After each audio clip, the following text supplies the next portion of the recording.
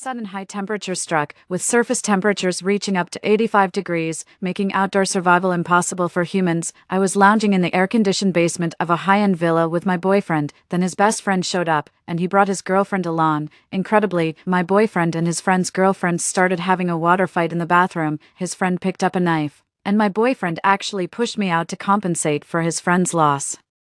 I angrily demanded that they all leave my villa. Unexpectedly, my boyfriend pinned me to the ground, and that woman held down my arms, shouting at her boyfriend to come quickly. I was reborn. In my previous life, during the high-temperature days, I was violated by my boyfriend's best friend and tried to escape that hell on earth, only to be roasted alive by the scorching heat. This time around, I won't let any of them off the hook. Looking at the date, there was still half a month before the arrival of the high temperatures. I immediately contacted a lawyer to list the villa for sale and started searching for villas with basements in the Miami area. Initially, extreme heat hit India in my previous life, with surface temperatures reaching 56 degrees. We were initially grateful for the protection of Mount Everest, but in just 10 days, temperatures in the southern cities of our country soared to a terrifying 75 degrees. The whole country went on a general holiday, and my boyfriend moved from his small rental to my place and just wouldn't leave. The villa was left to me by my parents, who died in a car accident 3 years ago, leaving me alone. Spanning 180 square meters, the villa featured 2 underground levels, solar panels, a well, and other living facilities, making it self-sufficient. Even when temperatures reached 70 degrees, we could still comfortably stay in the basement, enjoying the air conditioning and eating ice cream. However, I sold the villa without hesitation because the impact of the high temperatures was far too great. Our location was in the southern coastal area, and one could imagine that if the situation persisted, we would not only die from the heat but could also be drowned by rising sea levels due to melting ice caps. Of course, the main reason was to escape from my predatory boyfriend as fast as I could. I left the selling of the house to my lawyer, then took a flight directly to Miami. On the way there, I contacted an old comrade of my father's and briefed him on the upcoming weather conditions. I didn't mention my rebirth, but earnestly swore on my father's honor that what I was telling him was true, and that the high temperatures were inevitable. I hoped the country would prepare to minimize casualties. He took me seriously and promised to pass the information on to the relevant authorities. Currently, the temperature in Miami was still below 30 degrees. Who could imagine that in just 20 days, it would soar to 50 degrees, or even 60 degrees? Whether the officials believed it or not, I was doing all I could. I managed to buy a villa quickly in Miami. On the 5th day, I signed for a property with a ground area of 130 square meters, featuring front and back gardens, 3 floors above ground, and 2 below. What thrilled me the most was the presence of a natural spring in the basement of the villa. The agent suggested sealing it off, but I refused. Such a feature was too valuable to cover up. Instead of sealing it, I had the second basement floor's tiles removed and replaced with thick nutrient soil and installed plant lights. I planned to use this area for planting, so even in the face of high temperatures, we could have fresh vegetables to accompany our meals. After all, in my previous life, I had suffered through 2 months without fresh vegetables, which led to mouth ulcers and constipation. Of course, I also had the villa's perimeter walls renovated, raised by an additional meter and topped with high-voltage wires, and I installed explosion-proof doors, sparing no expense to ensure safety. For the top floor of the villa is covered with several layers of insulation boards, topped with solar panels. The windows on the 3rd floor are sealed, and the exterior walls are also fitted with solar panels, while the interior walls are equipped with liquid cooling panels. Additionally, a high-power air conditioner is installed. This setup ensures that during heat waves, the entire room can be maintained below 40 degrees Celsius using minimal electricity. The entire house is also equipped with storage batteries. After all, in the days to come, electricity is essential for sustaining life. The 2nd floor setup is relatively simple.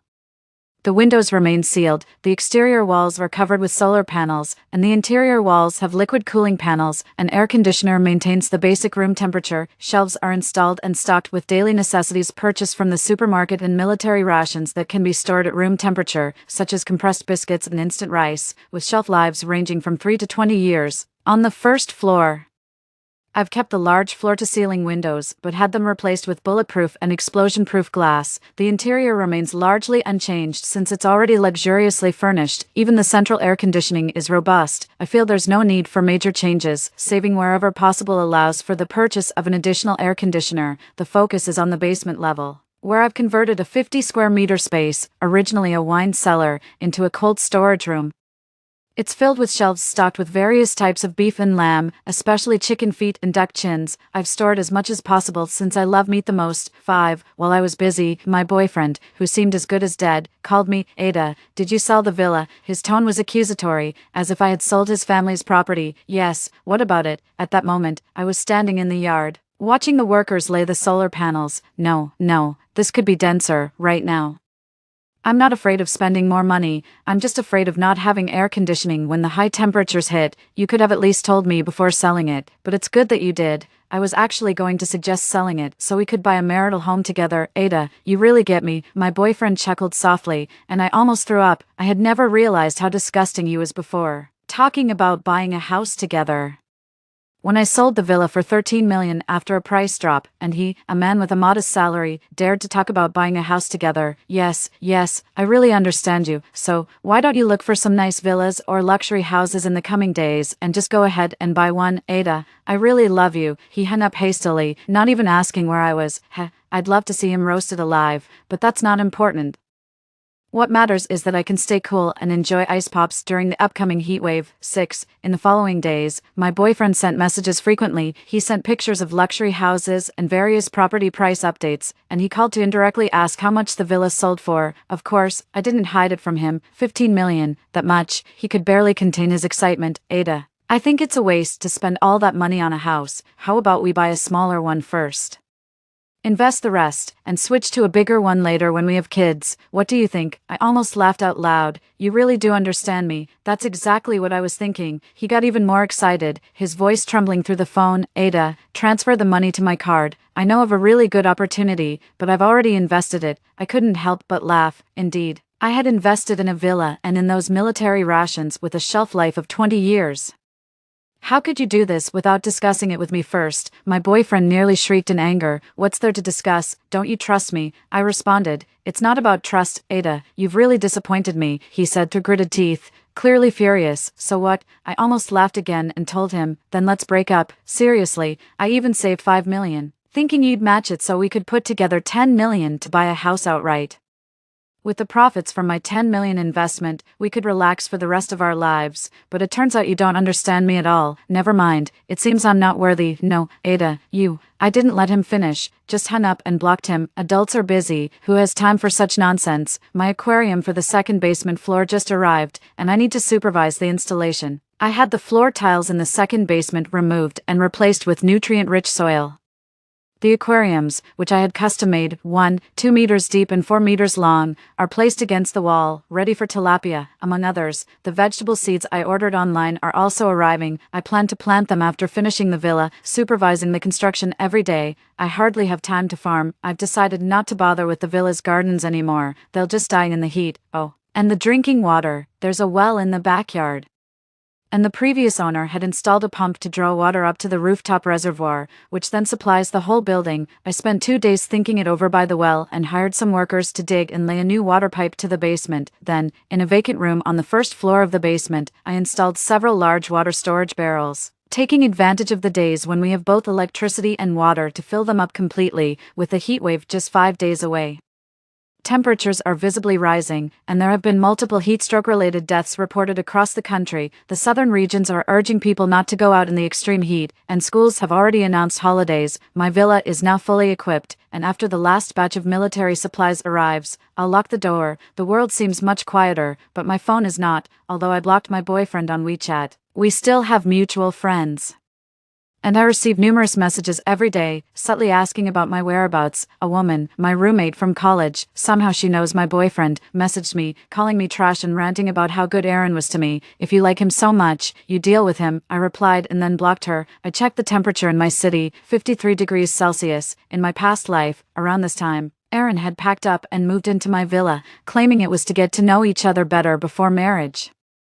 Especially at night, he would knock on my door several times, claiming he was scared to sleep alone. Thankfully, I remembered my mother's words, if a man doesn't want to marry you, he'll find any excuse to sleep with you before the marriage certificate is signed. I never opened the door, and eventually, it was confirmed, he really was a beast. In the middle of the night, I was awakened by an alarm from my phone. Someone was tampering with my door lock, but of course, The villa in question isn't the current one but the one that was sold. It was equipped with a smart security door lock tied to my phone, which alerted me immediately when it was maliciously tampered with. I quickly checked the surveillance and saw Aaron with an unfamiliar man trying to pry the door open. Somehow, they managed to get it open. Aaron was cursing me under his breath, calling me a cheap Ada, and threatening to kill me when he caught me. I initially wanted to call the police.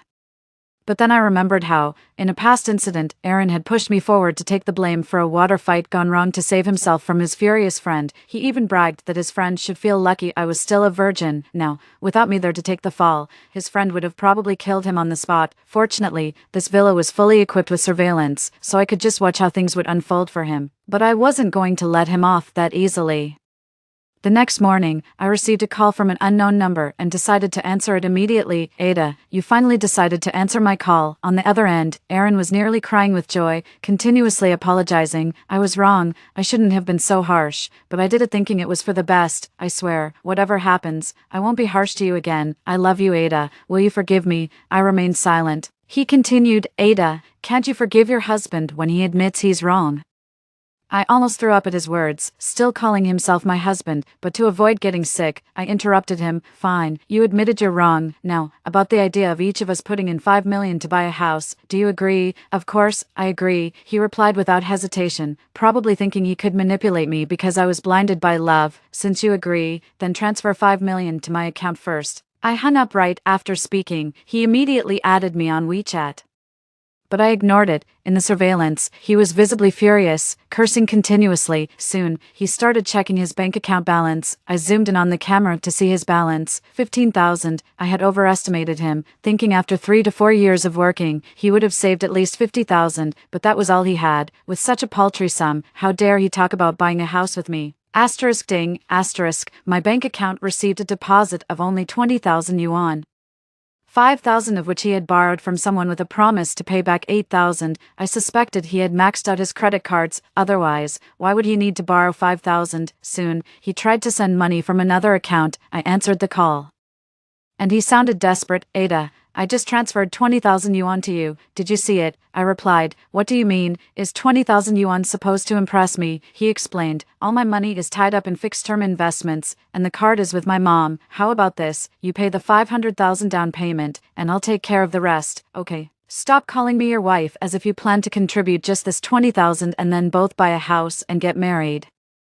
Aaron, my best friend, accused you of coming into my life just for the perks, and I didn't believe it, but it turns out you really did treat me that way. I was distressed. I pretended to be. My voice trembled. That too was an act. I genuinely hung up the phone. In the surveillance video, Aaron stomped his foot in frustration again. I was certain he couldn't come up with 5 million, but I wanted to drain him of every last penny as payment for staying at my villa. The next day, Aaron somehow scraped together 50,000 and deposited it into my account. This time, his call was much softer. Honey, please don't be mad. Where are you now? I miss you so much. In the surveillance footage, his close friend showed up earlier than he had in my previous life, and this time, he brought his girlfriend along. It's likely that part of that 50,000 came from his friend. Observing their greedy demeanor, I smirked and said, I'm staying with my aunt abroad and planning to return in a couple of months. Here's the deal. If you can manage to gather 1 million and deposit it into my account during this period, I'll agree to buy a house and marry you. Otherwise, forget about it. After I hung up, Aaron cursed me out again and, in a fit of rage, threw a vase from the coffee table onto the floor. He kept calling me names, mentioning how once we were married, he'd control every aspect of my life,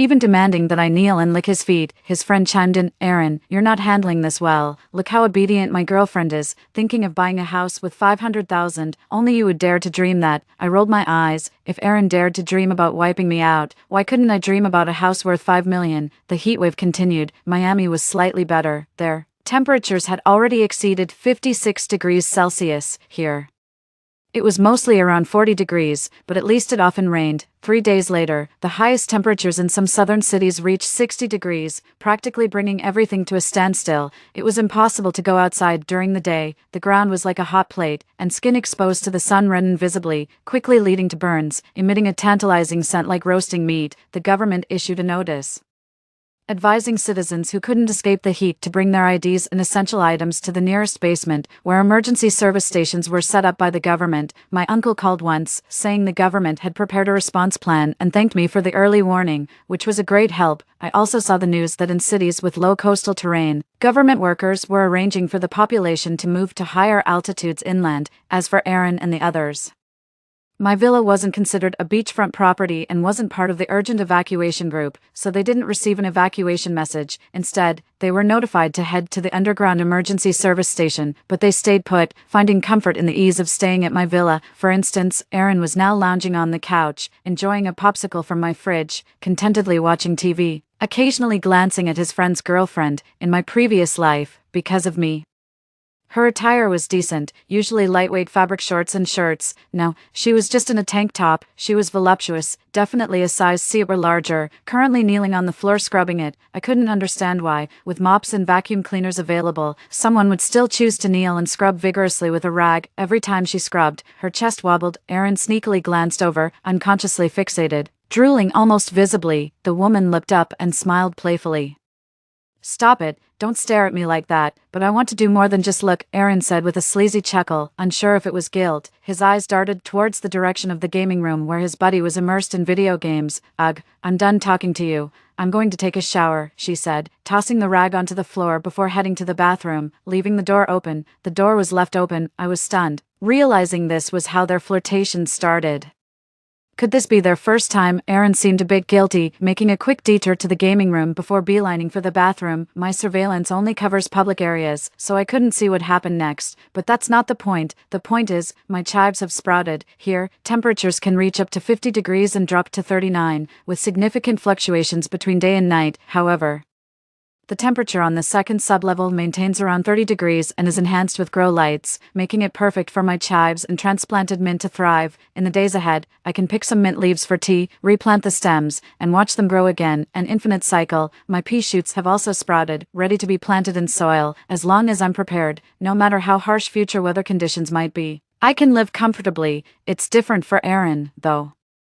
Situated in the south, it's already 56 degrees there by mid-afternoon. Back then, I'd already noticed something was off around this time. With the scorching heat, ordering takeout felt irresponsible, so I stocked up on plenty of chicken, duck, fish, and vegetables, filling my fridge along with various snacks. This preparation helped me survive the following 3 months of intense heat. Now, Aaron and his group, lacking money and a sense of crisis, wouldn't think of stocking up out of sympathy for delivery workers, so they still order takeout daily, even asking the delivery guys to take out their trash. Another issue is the villa's central air conditioning system, which shuts down. Normally, air conditioners stop working when outdoor temperatures reach 40 to 50 degrees due to overheating protection. However, our air conditioner was upgraded just 2 years ago with higher capacity, allowing it to keep running until temperatures hit an extreme 60 to 70 degrees before it finally shut down. In my past life, we never faced such extreme weather and never considered the possibility of air conditioning failure, so there was a moment of panic when it stopped working, but just for a moment. Then I remembered our wine cellar in the basement, which my dad,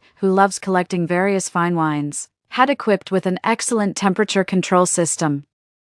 The room was insulated with top-quality materials, including the ceiling and floor, and powered by an independent solar system, ensuring it stayed below 20 degrees no matter the conditions outside. We hid there comfortably, surviving wave after wave of potentially deadly heat. This time, I wonder if they can find the wine cellar without me leading the way, because the door to the cellar is incredibly well hidden. My dad, wary of thieves, concealed the door behind a cabinet and secured it with a code and fingerprint access. Without me, even if they find the door, they can't get in. On the first day of the apocalypse, I was awakened by the heat. The villa's central air conditioning had stopped working, and when I checked the city's temperature on my phone, it was a staggering 56 degrees. It was only 42 degrees the night before when I went to sleep, and by early morning, it had already reached 56. Luckily, I had anticipated the air conditioning issue. When renovating, I specifically purchased 3 high-powered air conditioning units so they could operate in rotation. In addition to that, I also installed thermal insulation. Even the floor-to-ceiling windows were specially fitted with heat-insulating film, so when the air conditioning broke down, I immediately switched on the air conditioners, and the room cooled down in an instant, allowing me to comfortably catch up on some sleep. Waking up in the morning, I found 99 missed calls. Checking the surveillance cameras, I saw Aaron frantically trying to reach me from the study in the second basement of my house, cursively insulting me, wondering where I had wandered off to and why he couldn't contact me. Unbeknownst to him, just behind the cabinet in his vicinity was a chilled wine cellar. Opening its door felt almost like stepping into heaven. But at that moment, he could only pace around like a drowned rat, wishing he could confront me and tear me to pieces. "Ada, you finally answered the phone." As soon as I picked up, Aaron's voice changed to a pleasing tone, as if he hadn't just been cursing my ancestors. On the screen, he was almost groveling, with a strained smile. "What happened to your air conditioning all of a sudden? What does my air conditioning breaking have to do with you?" I feigned ignorance, and he shamelessly choked up, "Ada, you don't know how much I've missed you these past days. Every time I thought of you, I would wander over here, and finding your door unlocked, I'd come in, seeing your photo. I couldn't bring myself to leave. It was just one night, and suddenly it's 70 degrees in here. I can't even open the door. You don't know. In the few hours that you weren't answering your phone, I was nearly dying from the heat." "What? You went into my house?" I was shocked and screamed, "Aaron, didn't I tell you I had sold the villa? It's now someone else's property. You're trespassing." "What trespassing? I just missed you too much." Aaron hadn't grasped the gravity of the situation yet, but no worries, I reminded him. "Do you think the police will believe that story? I'll have you know, not just the villa, everything inside was sold to someone else. If you break in and they report a loss of millions, you wouldn't be able to explain it away with hundreds of excuses. Once the police file a report, you'll have a criminal record, and your life would be ruined." "Is it that serious?" Aaron's smile froze. He wasn't ignorant of the law. He knew I wasn't just trying to scare him, but he still harbored a glimmer of hope. "Ada, the sale of the house must not have been finalized yet, so legally it's still yours. The transfer has already been made, and the money is in my account. Otherwise, how could I have 15 million to buy another house and invest? I've told you before, you knew the villa was no longer mine, so what were you thinking going back there? Now, hurry up and leave before you're discovered. If you're caught and end up with a criminal record, there's no chance for us. I won't marry a criminal." Yes, I'm leaving now." Aaron hastily ended the call, no longer concerned about the air conditioning, urging his friend and the girl, "Pack up quickly, we need to leave right now." "What the heck? Leave now?" His friend, who had been looking forward to enjoying the air conditioning in my gaming room, was not pleased. "It's so hot outside. How can we leave? We have to go. Or if the current owners find us, we'll be considered illegal intruders. We might not go to jail, but we'll definitely get a criminal record." Aaron clearly understood the severity. After all, he was a college graduate, having a job at a major company now, and risking a criminal record for this would be utterly foolish. "What do you mean? Didn't you say this house belongs to your girlfriend?" His close friend grabbed him fiercely by the collar. "Are you kidding me? You took 10,000 from me, promising luxury, and now you're talking about illegal entry and criminal records. The house really did belong to that woman, but she sold it. I thought the transfer wasn't finalized yet, so we could stay here for a few days. Look at this amazing villa. Didn't you enjoy it too? If it weren't for me, would you ever get to live in a multi-million-dollar villa in your life?" Aaron spoke confidently, and didn't forget to reassure his friend. "Don't worry, my girlfriend has promised to buy a new villa with me for our wedding home. I'll let you stay as long as you like then. For now, let's leave. There are better days ahead." "I'll trust you one more time." His friend let go, taking his girlfriend by the hand. "Let's go. I don't want to stay in this dump any longer.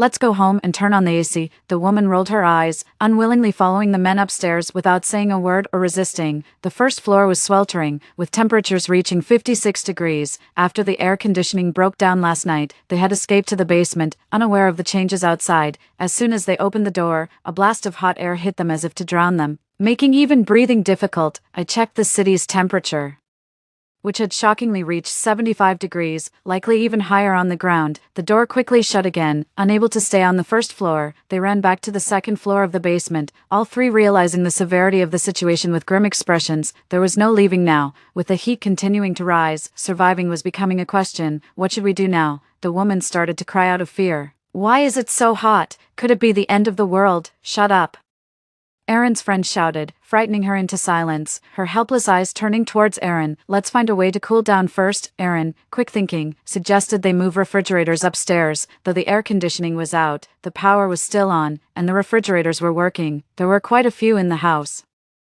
One in the kitchen and one in the pantry on the first floor, another in the third floor pantry, and one in the private cinema in the basement, a total of 4 large double-door refrigerators. They moved all the refrigerators to the study on the second floor of the basement. This study was specially used by my father, who liked quiet, so it was soundproofed very well, which also meant it was very well sealed. They arranged the 4 refrigerators to form an enclosure and opened the doors of the freezing compartments wide. The cool air made the woman let out a series of sighs. "Can you not act so provocatively? My brother is here." Aaron's friend glared at her, and she timidly shrank behind him. "I'm just too hot. Don't always be so harsh." "Yes, be gentler with the ladies," Aaron echoed. His glances at the woman when his friend wasn't looking were sticky, almost adoring. I couldn't help but exclaim, "Wow, this is getting serious." Luckily, a year ago I had installed surveillance throughout the house due to feeling insecure in such a large villa. Except for the more private areas, there were cameras everywhere, all equipped with smart features. Not only does it offer high-definition quality, but it also automatically tracks people and records sound. For instance, right now, you can see that woman in Aaron's blind spot, licking her lips at him. The look in her eyes is almost tangible. Oh boy. What a situation. This is even more thrilling than those Korean melodramas. I ended up cracking open a 2-pound bag of melon seeds and snacked on them while watching. It's sweltering now, but they're discussing what to do next. Calling the police is out of the question. The only option they have is to wait for the temperature to drop before they can sneak away. Maybe it'll cool down by tonight, and we can leave then. Aaron glanced at his phone. It was nearly noon, the hottest part of the day. They had no choice but to wait until the sun went down. Unfortunately, for the next few months, unless they called the police, leaving the villa was impossible as the temperatures would only get higher, especially outdoors. Even at night, the ground temperature could reach 80 degrees, with even the asphalt showing signs of melting, and this was just the first day of the apocalypse. I grilled some lamb skewers and kept my spirits up with an electric grill, eating as I cooked, accompanied by a glass of old salt lemon water with mint leaves.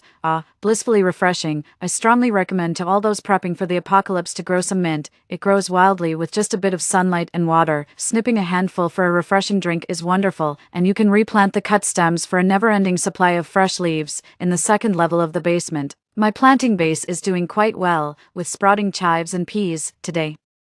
I'll plant some garlic sprouts and water spinach. Water spinach is easy to grow. The seller mentioned that once the first batch takes root, you can replant the stems, so you never need seeds. It's the same with sweet potato vines, which I've also planted. Not only can I eat the leaves, but the sweet potatoes themselves. I'm quite the genius. The fish fry are also doing well, with no dead fish, mainly. I'm raising tough species like tilapia and crayfish, which I've heard can thrive even in a polluted ditch, growing vegetables and raising fish, and of course, still keeping up with melodramas. Aaron and his group barely made it through the night, only to find that the temperature hadn't dropped, but had actually risen by 2 degrees. They were almost out of their minds. This is not scientific. They went upstairs with a glimmer of hope to open the door, but immediately lost all hope. Outside was like a giant steamer. Stepping out was out of the question.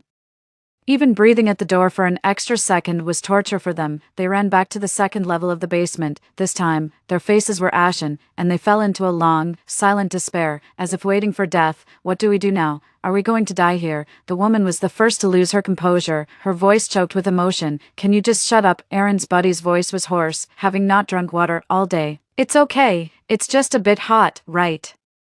I remember there's still 2 bags of rice in the kitchen, and some cured sausage and stuff. I don't believe this damn weather will stay hot forever. As soon as it cools down, we'll leave immediately, then we can stay at my new villa for a year or so." Aaron was quite the dreamer. I was eating mung bean paste and almost spit it out. He was already dreaming about a new villa he hadn't even bought yet. At around 10, the central air conditioning suddenly restarted. I was following the drama and glanced at the surveillance, noticing Aaron and his group had gone upstairs, heading to the kitchen to scavenge supplies. 2 unopened 5-kilogram bags of Thai jasmine rice, 3 1-kilogram bags of oats, over 100 grams of bird's nest, several kilograms of cured sausage and cured meat, and even an entire salted fish weighing nearly 10 kilograms. There were also drinks originally in the fridge. They've been causing trouble these past few days. The 3 of us can ration our food to last at least half a month. I refuse to believe we can't make it out of this villa in that time. Aaron visibly relaxed. I was in a great mood and even opened a can of Hainan's special herbal jelly. Honestly, even if we didn't call for help, they couldn't leave even if they died here. I went to sleep. What a wonderful day. Day 2 of the apocalypse. First thing in the morning, I checked the temperature on my phone. 58 degrees. For Miami. This level of heat was unprecedented. It was even more extreme for Aaron. His phone showed 78 degrees early in the morning, practically oven-like temperatures. The central air conditioning had stopped again. Aaron and the others had moved down to the second basement level, where they had brought down last night's food supplies along with a rice cooker. They apparently had no plans for breakfast. The three of them lay motionless on the floor between four refrigerators, looking almost dead. I made myself some soy milk with a no-wash soy milk maker. The youtiao, Chinese fried dough, were the frozen type that you just pop into the microwave, dipping youtiao in soy milk. Even immortals couldn't ask for more. After a satisfying meal, I went down to the second basement to feed the fish and checked on the hollow heart vegetables and garlic sprouts I planted yesterday. They had sprouted nicely. Chives do grow fast. No wonder people talk about harvesting chives. I figured in about a week I could harvest these chives and make some chive dumplings, deep fried to a golden crisp and dipped in sweet vinegar. Absolutely delicious. When it was time for lunch, Aaron and the others finally stirred. Probably out of hunger, the woman went to cook, carrying the rice cooker's inner pot out of the study room. She returned looking as though she had just been fished out of water, damp all over. Originally dressed in a tank top and shorts, her clothes now clung transparently to her body. It's so hot outside. She seemed oblivious to her revealing appearance, giggling flirtatiously at the two men as she walked towards the rice cooker, murmuring, "But it's most comfortable in here." She placed the rice cooker on the ground, bending over to put the inner pot back. Her figure was quite revealing, especially as her shorts were see-through, revealing her thigh underneath, which I could clearly see through the surveillance. Aaron's eyes nearly glued themselves to her. His buddy, initially focused on the woman, seemed to sense something and abruptly turned his head, only to catch Aaron staring at his girlfriend. "What are you looking at?" The harsh shouting was jarring. Startled, Aaron quickly averted his gaze, offering an ingratiating smile. "I just spaced out for a moment."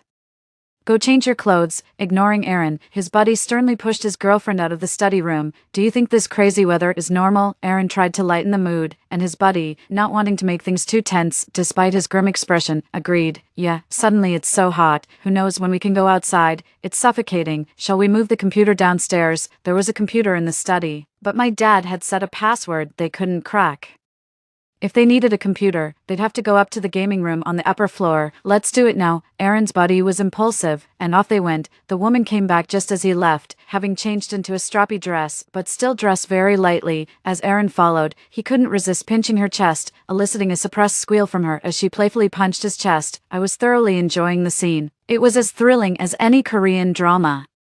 How could you miss out on spicy crayfish with such excitement, since the crayfish I'm raising aren't ready to eat yet, and I can't just release the live ones? I've stocked up on lots of frozen lobster tails in the cold storage. Although they're frozen, they still shell easily at a single suck, especially with the special seasoning mix added, bursting with spicy and fresh flavors that are unbelievably delightful on this scorching noon, with braised duck heads and spicy crayfish.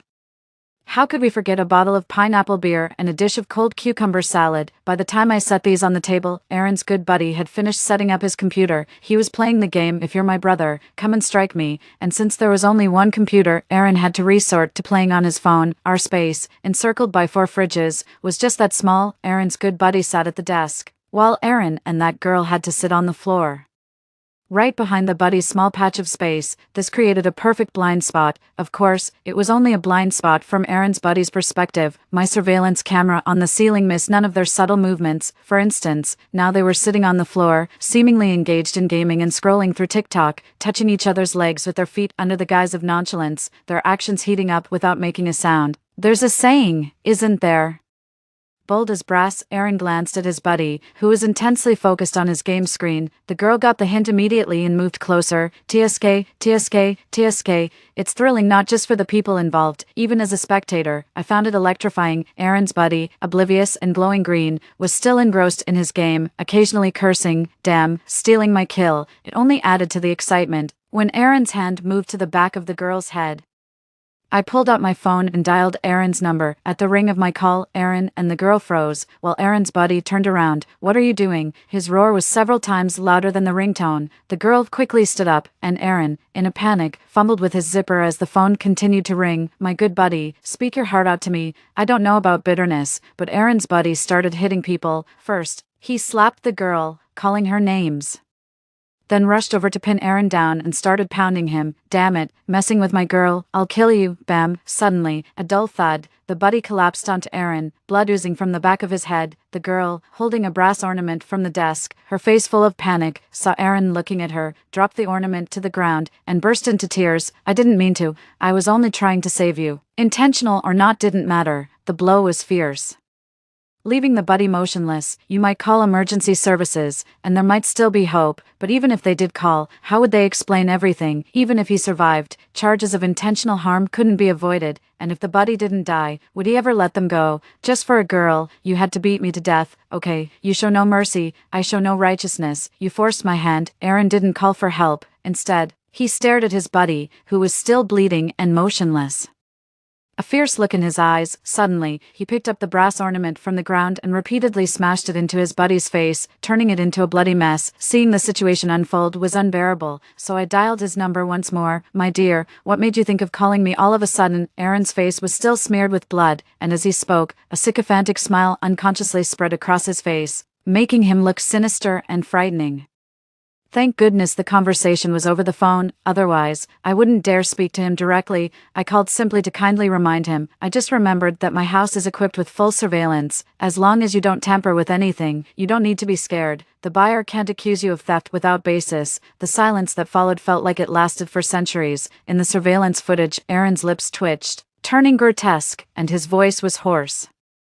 You mean this villa has surveillance? Yes, what about the basement? He was still clinging to a sliver of hope. I brutally shattered his illusions, saying bluntly, of course, I made sure to instruct the decorators to leave no blind spots. You know, as a girl living in such a big villa, I feel scared. It's necessary to have surveillance for a sense of security, especially in places like the basement where people can easily hide, right? I wasn't sure if he took it in. His smile had completely disappeared. The call wasn't disconnected, only filled with Aaron's heavy breathing as he looked at his close friend, whose face was now a bloody, unrecognizable mess, motionless, likely already dead. In fact, if he hadn't struck those blows, he could have walked away unscathed, since it was the woman who did the beating. As for breaking and entering, that could have been explained, but now, after a few loud clangs, a man was dead, and he was a murderer. What's wrong, Aaron? When the woman saw Aaron freeze, she asked out of fear, and I seized the opportunity to explode. Why is there a woman there with you? Don't tell me you brought a woman to my villa to have an affair. No, that's not it. She's my brother's girlfriend. Aaron denied it thrice. But I was having none of it.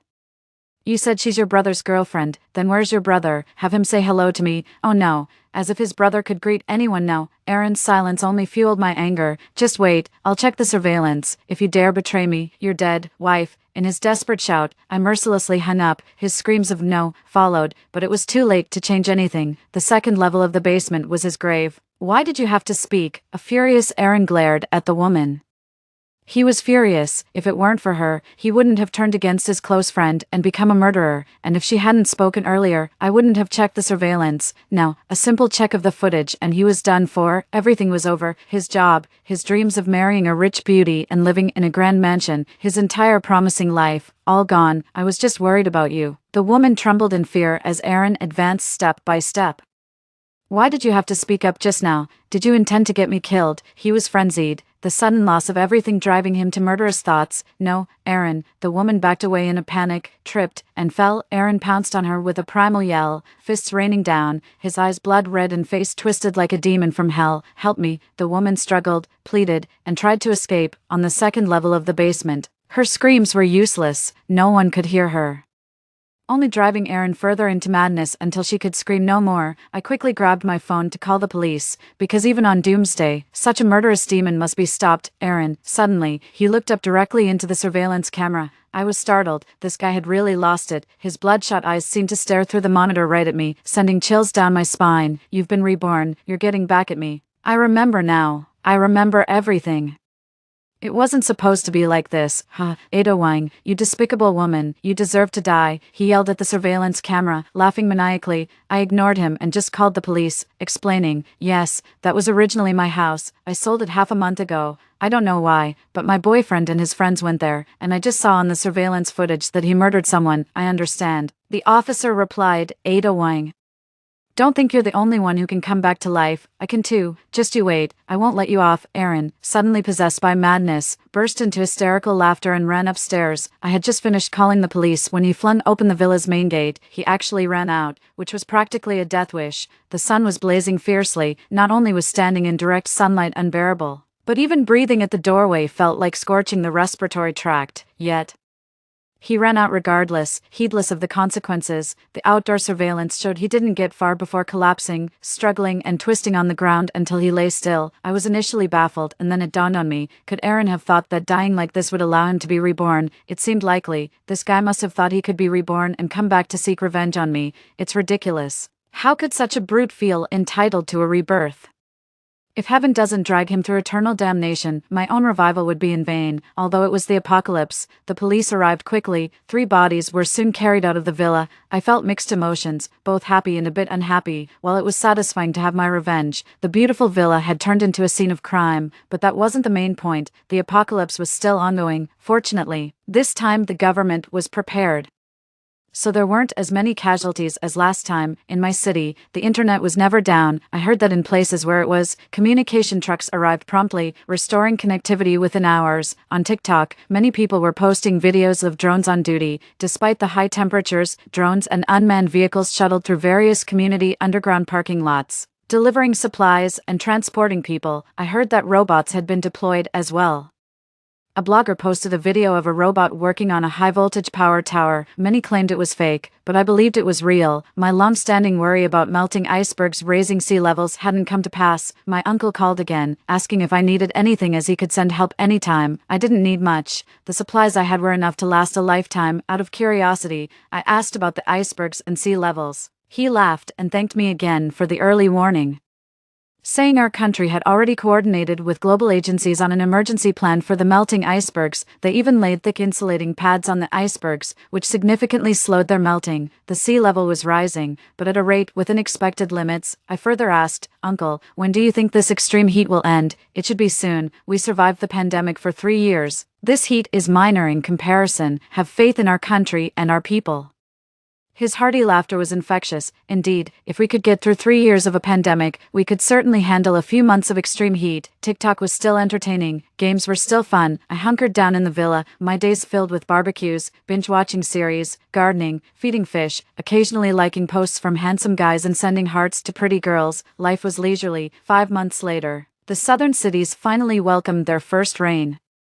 I heard the authorities fired cannons into the sky, turning a mild rain into a storm warning of intense downpour. The sudden coolness was invigorating. People surged out from basements, standing in the rain, cheering and dancing joyously. We finally overcame another natural disaster. I immediately contacted the buyer of my family's villa to ask if he was still interested in purchasing it. His first reaction was, "You're not having second thoughts, are you?" I was speechless. 3 people died. "Don't you have second thoughts, compared to the extra 10 million I could make?" "No, I don't." He could still laugh about it. So I said, "All right, maybe I'm overthinking it." 2 months later, the buyer contacted me again, saying he was planning to renovate the villa and asked if I wanted to keep anything from inside. Otherwise, he would clear it all out. Of course, I wanted to keep things, not to mention, the wine in my father's cellar was a must-have. So, 2 days later, I met the buyer for the first time. I had expected a balding middle-aged man, but he turned out to be a rather handsome tycoon under 30. He claimed he started a business in college and had good fortune by being in the right place at the right time, which made him some money. As it happened, he was looking to buy a villa just when I was lowering the price. The property, originally worth at least 30 million, was sold to him for just 15 million. I could only laugh. He got a great deal at the end of the world. Otherwise, I really wouldn't have sold the villa. He probably sensed my reluctance to sell, as this place was the home of me and my parents, and now both my parents and the home were gone. While I was packing up in the wine cellar, he came over to help. I was puzzled. "You're a big CEO and still have time for this," he smiled and asked me, "Do you remember the chubby kid next door to your grandmother's house 10 years ago? The one you always beat up until he cried?" I realized. "Oh, I see now. You're trying to charm me," he asked. "Is that okay?" I replied, "Yes, it is."